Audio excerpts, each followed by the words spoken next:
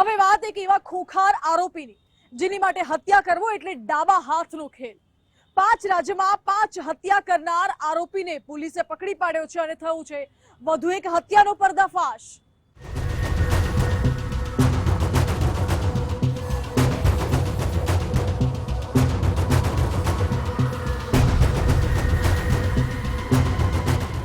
વલસાડના મોતીવાડામાં યુવતી પર રેપ વિથ મર્ડરના મામલામાં વધુ એક નવો વળાંક આવ્યો છે। પોલીસે પકડેલા આરોપીએ વધુ એક હત્યા કરી હોવાની વાત કબૂલી છે। રેપ વિથ મર્ડરના આરોપીની પૂછપરછમાં ખુલાસો। સિરિયલ કિલરે વધુ એક હત્યા કર્યાની કરી કબૂલાત। ડભોઈમાં એક યુવકની લૂંટના ઈરાદે કરી હતી હત્યા। પારડી તાલુકાના મોતીવાડા ગામે ઉદવાડા સ્ટેશન નજીક એક કોલેજિયન યુવતીની દુષ્કર્મ બાદ હત્યા થઈ હતી। ટ્યુશનેથી ઘરે જતી યુવતી સાથે દુષ્કર્મ કરી તેનું ગળું દબાવી હત્યા કર્યાના આરોપસર રાહુલસિંહ જાટ નામના શખ્સની ધરપકડ થઈ હતી। પોલીસ પૂછપરછમાં આરોપીએ 25 દિવસમાં 5 રાજ્યોમાં 5 હત્યા કર્યાનો પર્દાફાશ થયો હતો। ત્યારબાદ થયેલી વધુ પૂછપરછમાં સિરિયલ કિલરે ડભોઈમાં એક અલ્પદ્રષ્ટિ ધરાવતા યુવકની હત્યા કર્યાનું કબૂલ્યું છે।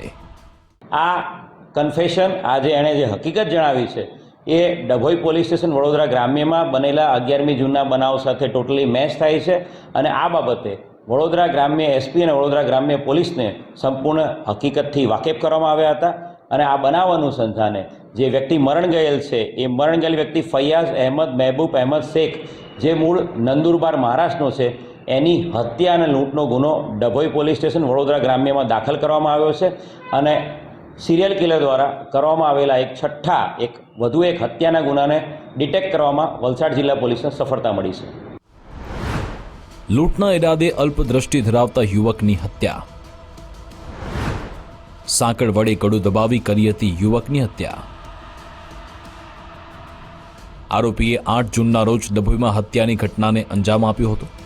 8 જૂનના રોજ ડભોઈમાં રેલવેમાં મુસાફરી કરતો હતો તે દરમિયાન અલ્પદ્રષ્ટિ ધરાવતા એક યુવક સાથે તેણે આત્મીયતા કેળવી। પ્રતાપનગર રેલવે સ્ટેશન બાદના 2 સ્ટેશન ગયા બાદ નીચે ઉતાર્યો હતો। વડોદરા સ્ટેશનથી થોડે દૂર ખુલ્લા પ્લોટમાં યુવકને લઈ ગયો, તેની સાથે ઝપાઝપી કરી સાંકળ વડે ગળું દબાવી મોતને ઘાટ ઉતાર્યો। ત્યારબાદ તેની પાસે રહેલા રોકડ અને મોબાઈલ લૂંટી ફરાર થયો હોવાનું તેણે જણાવ્યું હતું।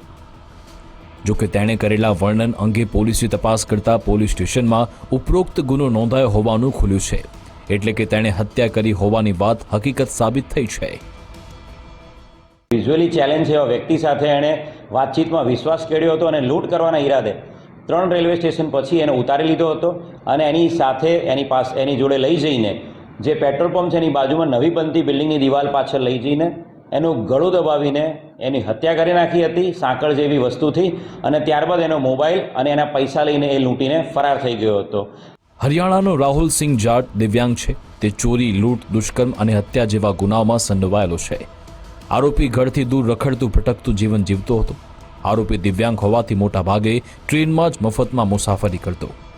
રૂપિયા કે ચીજ વસ્તુની જરૂર હોય તો તે ચોરી લેતો। બીકોમની વિદ્યાર્થીનીને હવસનો શિકાર બનાવી મોતની નિંદ્રામાં સુવડાવનાર રાહુલ ખોખાર, સનકી અને ખતરનાક છે। પોલીસ પૂછપરછમાં બહાર આવ્યું કે રાહુલ વિરુદ્ધ ચોરી, લૂંટ, દુષ્કર્મ અને હત્યાના 13 ગુના નોંધાયેલા છે। 25 દિવસમાં 5 હત્યા સિવાય 6ઠ્ઠી હત્યાની કબૂલાત તેણે કરી। આ સિવાય રાહુલે અન્ય કોઈ ગુના આચર્યા છે કે કેમ તે દિશામાં તપાસ તેજ થઈ છે। રિતેશ પટેલ, ગુજરાત ફર્સ્ટ, વલસાડ।